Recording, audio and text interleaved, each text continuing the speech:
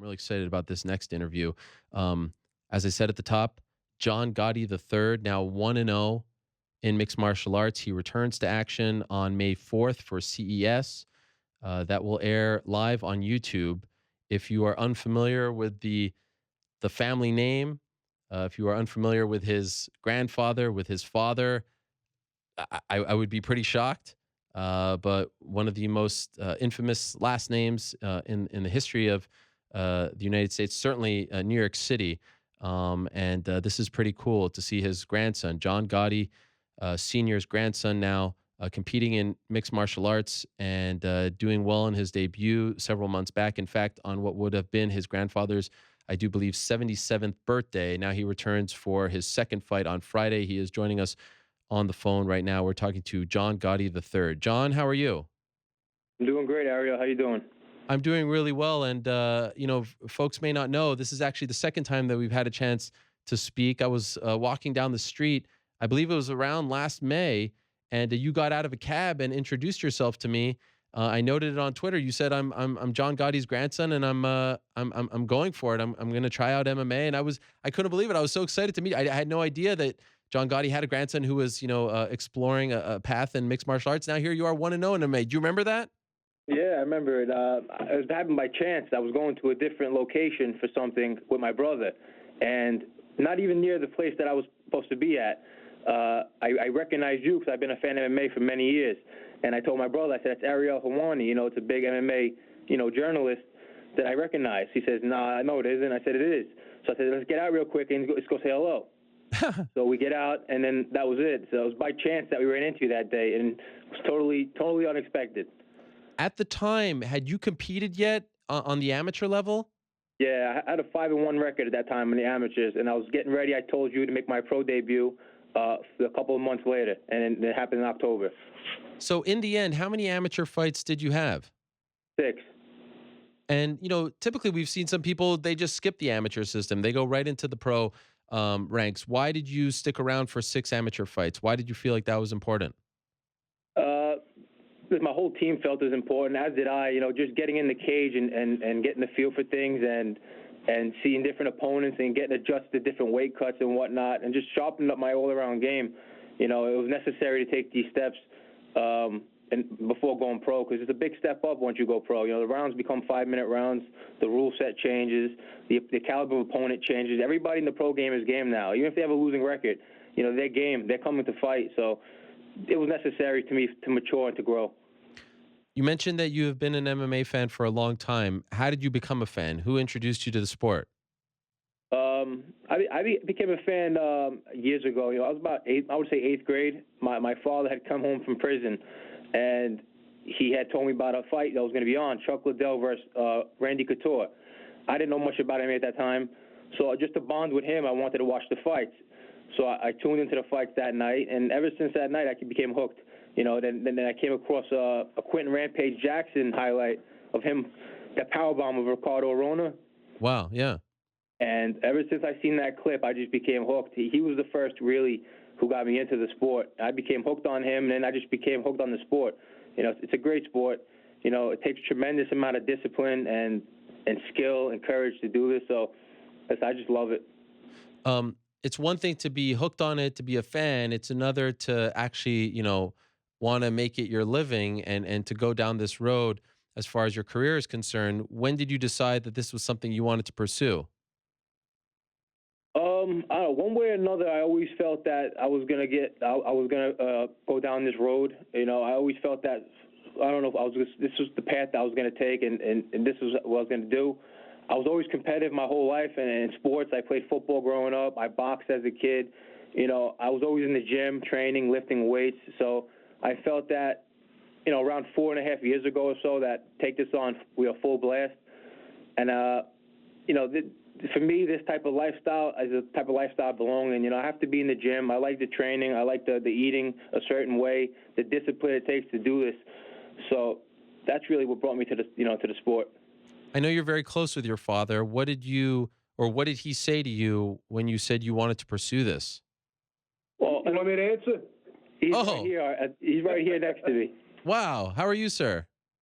Great. How about yourself, Ariel?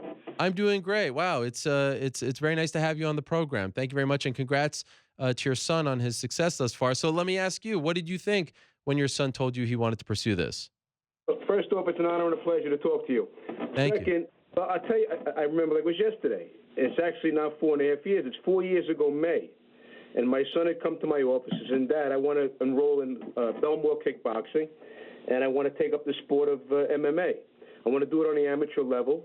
So what I had said was, good, I'll keep him out of trouble, give him some structure. I said, let me know what the gym courses are, and just go ahead, have a good time, knock yourself out. About 3 months later, he comes to me and says, Dad, how many tickets you want for the fight? I said, what fight? He says, I have my first amateur MMA fight. He says, I've been doing amateur MMA. I says, yeah, but they're making you fight? He says, yeah, that's the whole idea. The whole idea is to eventually evolve to fight. I said, okay, John, give me 50 seats. We'll be there. P.S., I take the 50 seats, and the night of the fight, I'm convincing myself, because I boxed in the amateurs and military academy, and I'm saying to myself, well, they probably got this big, fluffy headgear on, these 16-ounce gloves like I used when I was in the amateurs in high school. When I got there, what a rude awakening. What a rude awakening. I mean, it was basically pro rules, amateur with pro rules, 3-minute rounds only. That was really the only difference. And to watch, and the kid that John was fighting was a tough kid named Henry Mills. He could eat an apple off of John's head. He had to be 6'4". Wow. So to watch this fight and watch these guys go back and forth, and I basically wanted to throw up all over myself. I was getting physically sick. And my son, after the fight, he won a split decision. And he came to me afterwards, and I tried to dissuade him from doing this, but my son says, toughen up. He says, you got to toughen up. I love this. This is what I want to do, and I stand by him. Wow. And since then, you do not stand in his way. No, absolutely not, because let me tell you something. When your son tells you that this is the happiest I've ever been in my life, this is my dream, then you do whatever you have to do to support it. Now, how should so John the Third? Just so I make sure I'm addressing to the right person here. I know you don't really want to. You have a very famous last name. There's no beating around the bush, but you don't like using that to get your name out. You want to be your own person, and I respect that very much. How do you balance that? People wanting to talk to you because of what you do in the cage, and people wanting to talk to you because you're the famous grandson, the famous son. How do you balance the two? I'm adjusted to it by now. This you get these same questions over the course of your whole life. So since a kid, I'm just kind of used to it at this point. But at the same time, I'm just trying to take my own path, my own avenue in this sport, and accomplish my own things. Through my hard work and dedication. But I'm proud of my name. My name is my name, and I'm going to represent it the best I could, win, lose, or draw, and that's all I could do as far as that. John Jr., are you protective of your son in terms of who he speaks to and their motives and how they want to, package the Gotti name? Because again, like I said, one of the most famous last names in the history of this country, people are going to try to make things salacious. And I see the articles that are written. Are you very protective when it comes to these things? You might say so. I mean, first of all, John is not very sociable. John is he's devoted to the gym. My son does 2 a days. His circle of individuals around him is really, really very tight. So therefore, he's really not exposed to a lot of those other elements. That being said, he is blessed the fact to have family that love and care about him, friends that watched him grow up, that protect him. So we do try to screen the possibilities of certain individuals getting next to my son, absolutely. But I got to tell you, I mean, you're looking at a guy who just turned 25 years old. I watched this kid when he was crapping his diaper, for Christ's sakes, and he's become my hero. I'm not his hero, he's my hero, okay? It takes a real tough guy to do what he does, and my father was one of the toughest human beings I've ever met in my whole life. He was a man's man, and he walked it all the way to the gate. But watching my son get up every day and regiment himself and do what he does, and I was one of those spectators that would sit ringside and critique a fighter, okay, until I got to understand the game. I don't critique fighters. I no longer critique fighters. I have an immense amount of respect for fighters now because it takes more balls to do what these guys do, to climb into that octagon and put it all out there. That's a real tough guy, not some of the garbage I knew in the gutter. John Jr., were you at his pro debut? You bet. Right there. What was that like for you? Horrifying. Horrifying yet joyful. to me, I tell my son, I sum it up. I says, John, the week of a fight, leading up to your fight, until it's over, is akin to me being in the bullpen waiting for a jury to come back with a verdict. Wow. I grow old. It's really takes a lot out of me because I'm a father. And I told him someday you're going to be a father and you'll experience it. You hopefully never experience it, but you'll experience the love that I have for you. You'll experience it on your own level. John III, if your dad would have said, I know your family's very close, if he would have said, I just can't sign off on this, I just don't want you doing it, what would you have done? I would have told him I love you with all my heart, but this is my passion, this is my dream, and I have to go and try to figure it out on my own. That's just the reality of it. But I'm happy that he supports me 100%. He's behind me. He's one of my biggest supporters, and without him, this would be a much harder journey. But hey, that's just like I said, with him, it makes things easier. It makes things we get to bond a little more over this.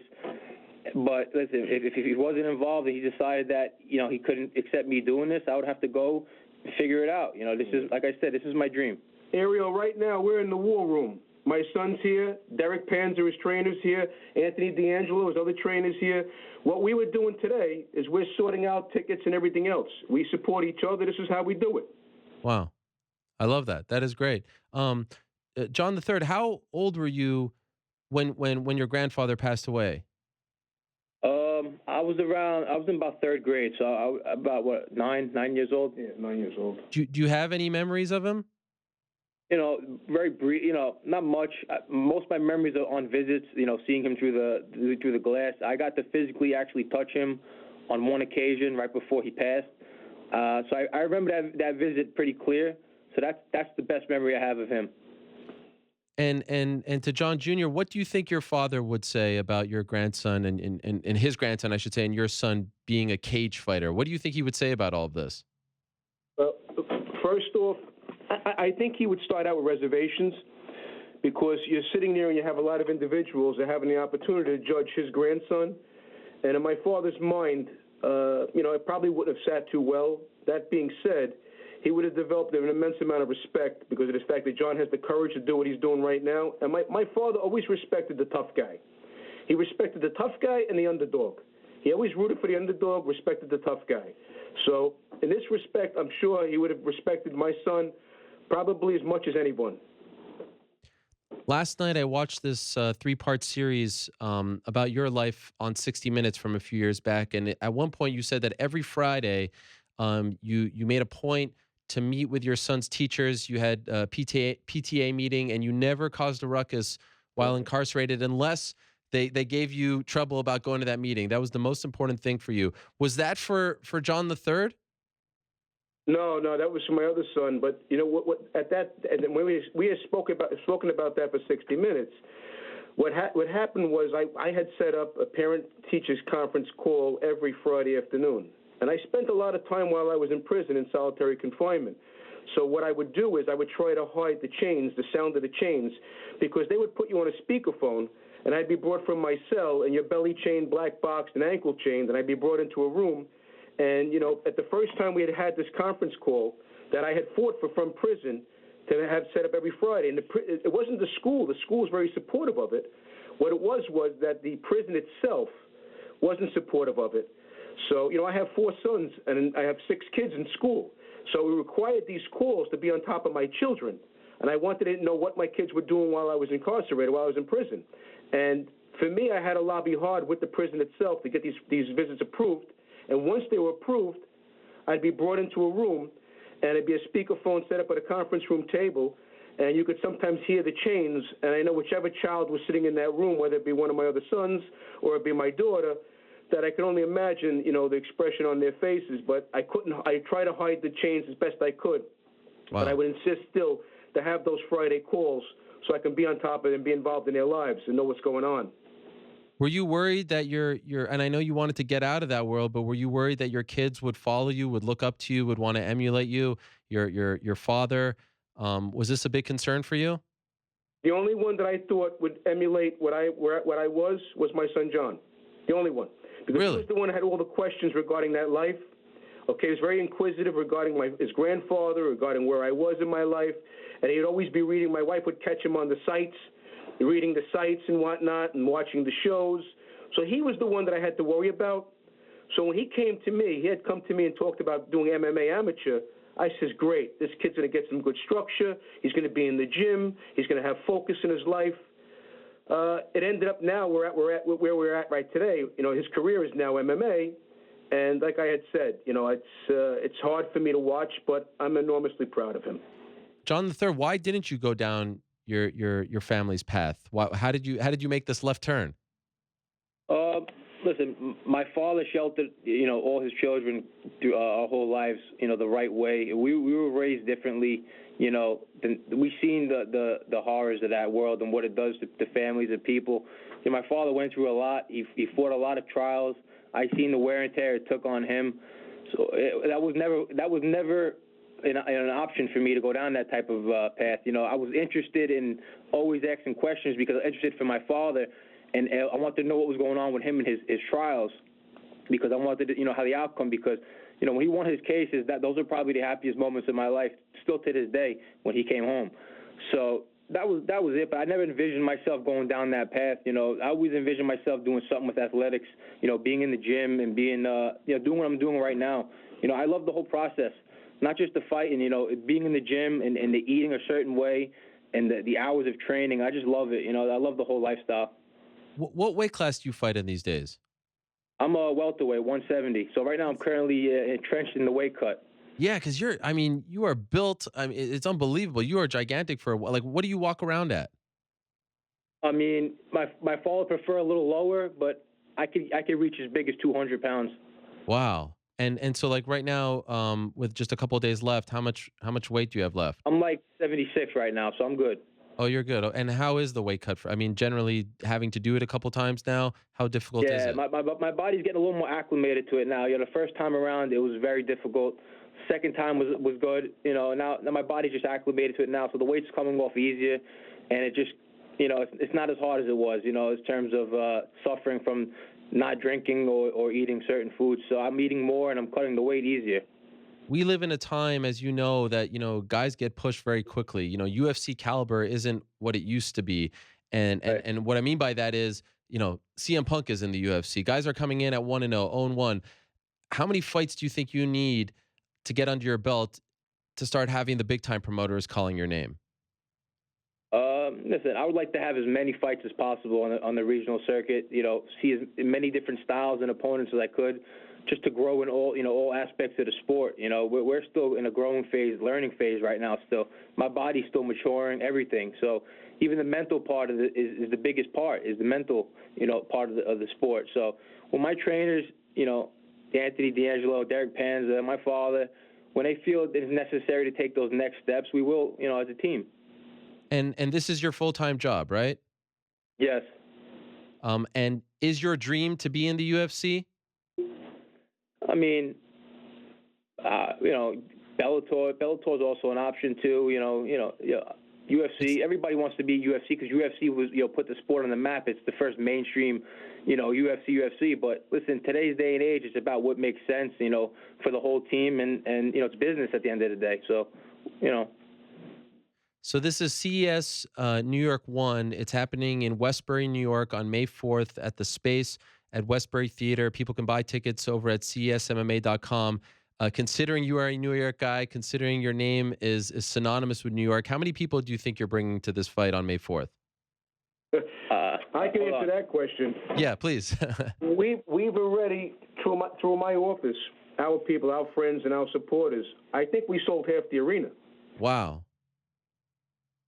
Does your boy get a cut of that? Johnny doesn't. John's not about. With my son John's not about the money. You know what he says? He says, "Dad, whatever I would get, give it to the people buying the tickets. Cut the price down on the tickets and get them there. Don't worry about it." He's Wow. not. My son's not doing this for the money.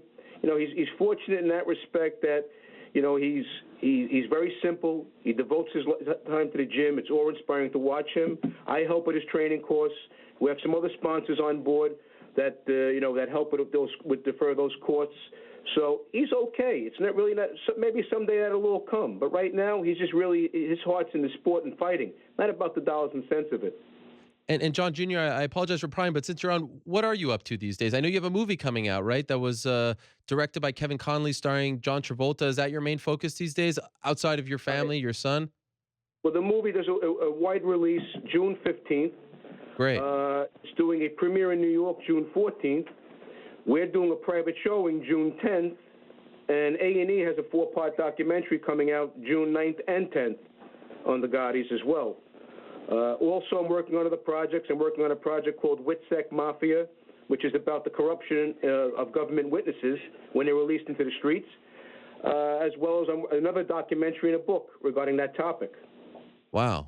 Well, a very busy time for you guys, and I'm sure nothing excites you more than your son's budding MMA career. This is really cool stuff. Again, May 4th, Westbury, New York. CES coming to New York. They've been around for a long time, but now in New York. Again, CESMMA.com is where you can buy tickets. The second pro fight of John Gotti III. He is fighting Eddie Hawes from Albany, New York. And like I said, this will air live on YouTube. So we'll put out the link, and I'm sure a lot of people are interested in seeing how this goes, the second round for you, John. I wish you guys nothing but the best. Thank you so much. It's really cool to have all of you on the program. Good luck with the fight on May 4th. And next time you're free, we'd love to have you in studio. We're not too far from you, so you're welcome to come in anytime. Thank you, Ariel. It was a pleasure. Appreciate it. All right, Ariel, and all the pleasure's best. all ours.